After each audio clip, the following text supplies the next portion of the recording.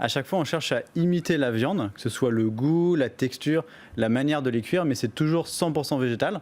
On a ces 3 produits, donc steak, aiguillette, nuggets. Et l'intérêt, en fait, c'est que d'une part, c'est meilleur pour l'environnement.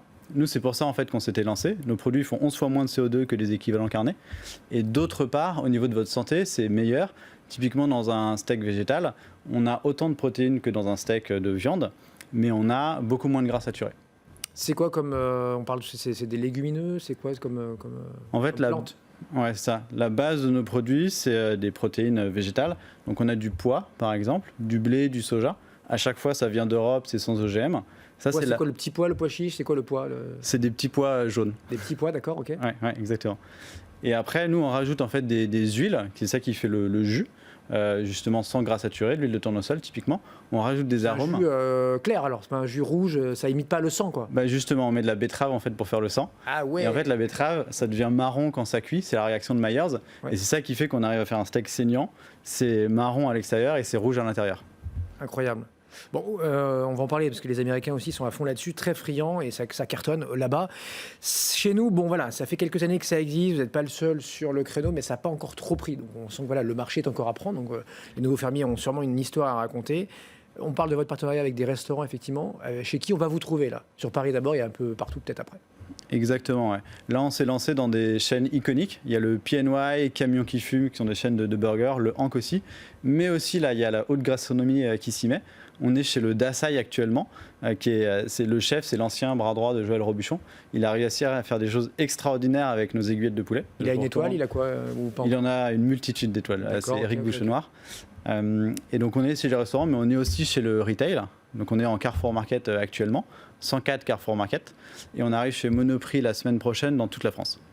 Oh, ça ferait combien de points de vente ça? Donc 250 à peu près. Okay. Et l'idée, c'est en fait tout ou que chez Monoprix là? Chez Monoprix. Okay, ça fera 350 du coup à peu près. Ça marche. Et en fait, ce qu'on veut, c'est donner le choix. On veut qu'en fait, pour chaque type de viande, il y a à chaque fois une alternative végétale.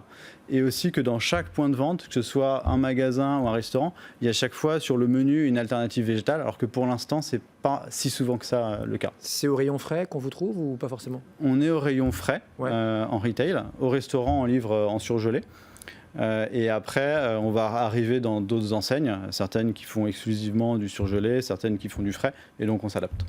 Le lobby est dans ma bouche, c'est pas un vilain défaut, on va dire, c'est pas un reproche. Le lobby sûrement de la viande va peut-être vous chercher des noises là. Parce que comment on peut s'appeler steak, nuggets ou aiguillette de plantes, alors qu'à la base on pense manger quand même du poulet, du bœuf, de la viande quoi. Ouais, vous faites peut-être référence il y a une loi qui a été promulguée la semaine dernière justement pour viser à interdire un certain nombre de dénominations végétales. J'étais passé à côté. Voilà, donc c'est arrivé. On est en train de voir, pour l'instant c'est pas encore en application, il y a un décret qui... Comme pour le lait, on peut pas dire lait de soja, c'est une boisson à base de soja parce que c'est pas du lait, c'est de l'eau. Et nous ça nous ennuie un peu en fait parce que c'est vraiment ce qu'on fait en fait, ça ressemble à de la viande. Mais c'est du végétal. C'est pour ça que cette appellation... c'est Canada Dry, c'est de la bière. Nous plaît bien. À tout, mais c'est pas de la bière, quoi. Et voilà. Mais en tout cas... Comment vous allez faire alors? Vous allez devoir tout repackager, tout rebrander? Non. Pour l'instant, en tout cas, les décrets sont pas encore en application. Donc pour l'instant, on a encore le droit de faire ça. On va voir comment ça évolue. Si jamais il faut changer, on changera. Mais pour l'instant, on va voir comment ça évolue. Votre cible, c'est qui là? C'est les véganes, ils sont déjà sûrement plusieurs millions. Ou c'est Monsieur Tout le Monde là? Notre cible, justement, c'est plus Monsieur Tout le Monde, c'est tous les Français qui ont envie de passer progressivement, qui ont envie de diminuer leur consommation de viande pour une multitude de raisons. Ils sont 39% en France, donc on s'adresse à tous ces Français-là. Et l'idée, c'est pour ça qu'on cherche à reproduire la viande, c'est de pas trop changer nos habitudes. Typiquement, notre steak haché, il fonctionne très bien dans un burger. C'est difficile de voir que c'est pas un vrai burger. Nos aiguillettes végétales, quand on les cuisine... De voir, mais c'est quand même pas le même goût. Il faut vous goûter. Si. Dans un burger. Vous avez bossé avec qui pour faire tout ça là? C'était qui on a bossé. C'est un mélange en fait de R&D et des chefs. Ça démarre au labo et ça finit en cuisine. Et c'est essentiel en fait d'avoir ces deux types d'acteurs pour réussir à avoir des produits qui soient à la fois gourmands, bons nutritionnellement et toujours bons pour l'environnement. Bon, les Américains sont partis avant vous, vous les suivez j'imagine, parce qu'ils sont souvent 5-10 ans d'avance sur nous. Et il y a ces marques Impossible Food, Beyond Meat, que nous décrit très bien notre correspondante sur place, Sabrina donc à New York. Et le plus gros buzz qui s'est fait quand même, c'est quand ils ont commencé à signer avec les grosses chaînes, le fameux Impossible Burger, etc., Burger King, machin. Est-ce que c'est dans votre to-do list là? Alors, en fait, ce qui se passe, nous, à l'origine, justement, quand on s'est lancé il y a un peu plus d'un an, on avait goûté les versions américaines que vous mentionniez. Et au niveau du goût, on trouvait qu'il y avait effectivement du potentiel. Et ce qui pêchait, c'était la santé. Typiquement, il y a une application Yuka, je ne sais pas si vous connaissez, qui note les produits. Yuka, on connaît un peu, ouais, bien sûr. Voilà, On a remis un Tech for Good Award printemps 2019. Ouais. Parfait. Et donc, ils étaient rouges, justement, typiquement sur Yuka, parce qu'ils avaient beaucoup de gras saturés, des additifs. Et donc, nous, toute notre innovation, on l'a concentré sur réussir à faire des produits au même niveau d'un point de vue goût, voire meilleur, selon certains. Parce qu'on peut être sans viande et être malsain quand même, c'est ce que vous nous dites. Quoi. Oui, vous avez quand même essayé de faire un truc exactement. clean, entre guillemets. Quoi. Exactement, clean. L'objectif, c'est d'être à chaque fois bon pour la santé et bon pour le goût. Et notre innovation, on l'a concentrée là-dessus. Et bon, pour l'environnement aussi, mais ça vous l'avez déjà dit au début, c'est quoi, combien de fois de moins de CO2 émis par vos produits par rapport à de la viande classique?